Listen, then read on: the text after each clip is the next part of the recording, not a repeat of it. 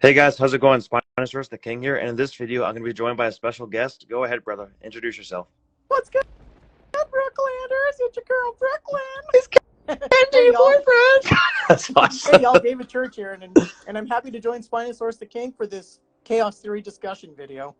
Hell yeah. So in this video, it's going to be two parts. The part one is going to be non-spoilers for Jurassic World Chaos Theory Season 2, and then the next part is going to be spoilers for Season 2. So anyways, David, why don't you go ahead and tell us some of your thoughts on Jurassic World Chaos Theory Season 2 without giving any spoilers, and I'll go next. Oh, boy. Season 2, what a ride. So many twists and turns, and Oh, for sure. there was one part that I'm not going to spoil right now, but I'm just going to say it was both a surprise, but not a surprise at the same time. Also, Yep. the dinosaur action was really good in this. For sure, for sure. But I guess like a couple things I can say without really giving any spoilers. Again, I'm not going to say if the Spinosaurus appears or doesn't appear until we get into the spoiler part. However, I will say this: if you are a true Jurassic Park 3 Spinosaurus fan like me, David, and our fans, do not worry. The Jurassic Park 3 Spinosaurus does not get ruined. I repeat, the Jurassic Park 3 Spinosaurus does not get I ruined, can verify which is a good thing. that statement. Yep.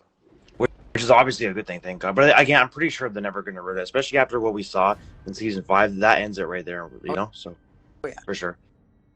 And the next thing, I mean, there is some slight bad news with Season 2. I'm not going to spoil it here, but there is a certain dinosaur that gets, I guess somewhat ruined. But again, I'll go more into that once we're into the spoiler part, which, Dave, I'm pretty sure you know what I'm talking about, right?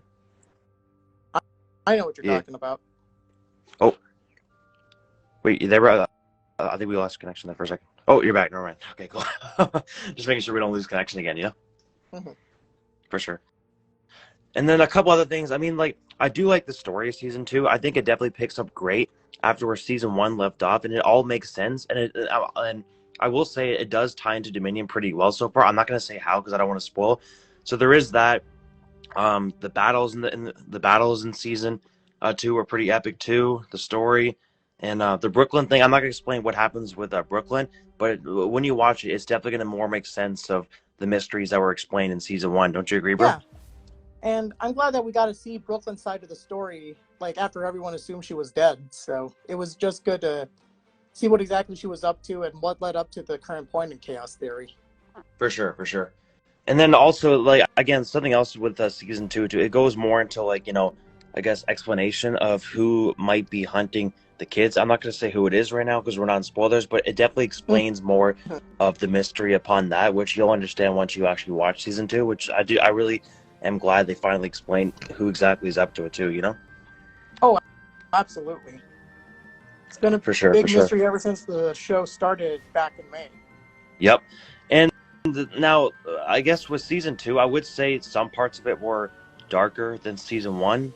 I mean, like, again, I feel like the human deaths with Season 1 was more darker, but the dinosaur thing in Season 2, I'm not going to say what happens, but the dinosaur kind of, action that happens in Season 2, I definitely would say it's darker than Season 1 for sure. Oh, yeah. I mean, for sure. Especially in the first episode, it's like, it definitely kept me on the edge of my seat. Let's put it that way. Oh, 100%. Yeah, and now the Majungasaurus too was really awesome too with what it did too. Like I'm really happy that we finally got to see another thing that was mixed to make the Indominus-Rex appear as an actual dinosaur this time. Yeah, not to mention it's an Abelisaur, so the same family as Carnotaurus. No, it's really awesome. Yeah, the next one that should hopefully appear in the future is Metriacanthosaurus. That would be an epic one to see too. Well, we'll see, but let's consider that according to the timeline, Metriacanthosaurus is now extinct. True. Unless they somehow clone a new one, but we'll see what happens, I guess. Mm-hmm. But we know the ones that were featured in a Jurassic World as an attraction, those ones are extinct. However, that doesn't mean that they don't have any DNA or another company made it too, True. For sure. And then overall, like, my final rating for Season 2, I did slightly prefer it more than Season 1. I'm not going to say it was way more. But again, I would say it was slightly better. Like Season 1, I rated maybe a 7.5 out of 10. This season, I would give it about an 8 out of 10. It was like, it feels like an almost perfect season. There's only a couple problems I had with it, but majority of it I really enjoyed. Personally, it's hard for me to decide which one I like better. I mean, they both have their positives and stuff, so. True. Well, I guess, yeah, Season 1 and 2, they both have their positives, their positives and negatives, which is really cool. Yeah, exactly. So what else for Oh, David? non-spoilers? Yeah, I'm still Oh, here. cool. For non-spoilers, see, I think we covered majority. I guess a couple other things I could say. We talked about like some of the dinosaurs without spoiling. We talked about the story, who was hunting them without spoiling. Brooklyn. Um, hmm. I can't really think of too much else without spoiling. How about you, bro? Let me think. I thought that the new characters that we saw were pretty all right. Oh, for sure. I mean, like I did also enjoy the new characters too. I think they had a good explanation to the story, both Chaos Theory, Camp Cretaceous, and Dominion, which Mm-hmm. is really cool, for sure. And oh yeah, something else I like too is that Chaos Theory season 2. I mean, both season 1 and 2, especially season 2, feels more of like less of a kid show, which is part of the reason why I'm preferring Chaos Theory more than Camp Cretaceous. It feels less like a kid show and more like an adult show, which is awesome. Yeah, it's definitely got a darker, more mature tone, and therefore, I mean, it does feel a little more adult in that sense. For sure, definitely. But anyways, should we move on to spoilers now? What do you think, brother? All right, let's just say thanks for watching the non-spoiler review. So stay tuned for the spoiler part. Yep. Stay tuned for the spoiler part.